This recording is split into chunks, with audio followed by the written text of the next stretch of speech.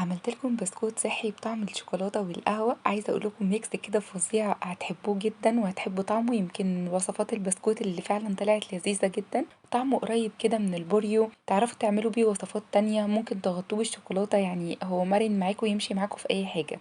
البسكوته ناعمه ودايبه جدا زي ما انتوا شايفين. لو انتوا اول مره تشوفوني ما تنسونيش في المتابعه وكومنت ولايك عشان اعرف رايكم. معايا نص كوبايه زبده بدرجه حراره المطبخ، كل الحاجات اللي هنستخدمها تبقى بدرجه حراره المطبخ. هنضربها كده لحد ما تبقى زي الكريمة بالظبط. ممكن بديل الزبدة زيت زيتون براحتكم على حسب المتاح عندكم، المهم تبقى دهون صحية. هنختار أصغر بيضة عندكم، المهم ما تعديش البيضة 50 جرام.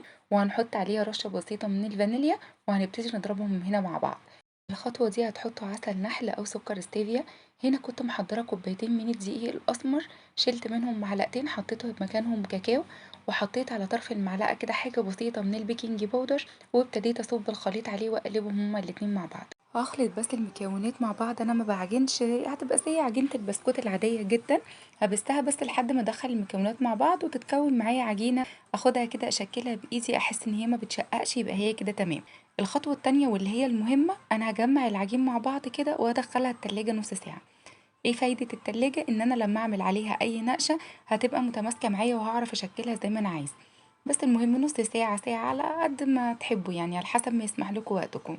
وهنا بعد ما طلعت من التلاجة ابتديت بقى افردها بالنشابة سمك رفيع، بس ما يكونش رفيع قوي. وبعد ما فردتها برضو هدخلها التلاجة حوالي 15 دقيقة. وبعد كده هطلع ابتدي بقى اشكلها. هنا خلصت البسكوت الفانيليا، انا عملت نوعين، عملت شوكولاتة وفانيليا الاتنين مع بعض ودخلته الفرن لحد ما الشوكولاتة تطلع من التلاجة. انا جبت البسطرمه دي بحقيقي برغم ان هي رخيصه ب5 جنيه، بس جميله جدا. هي اصلا بتاعه الكحك مش بتاعه البسكوت، بس انا قلت اجربها. طلعت النقشه بتاعتها فظيعه يعني.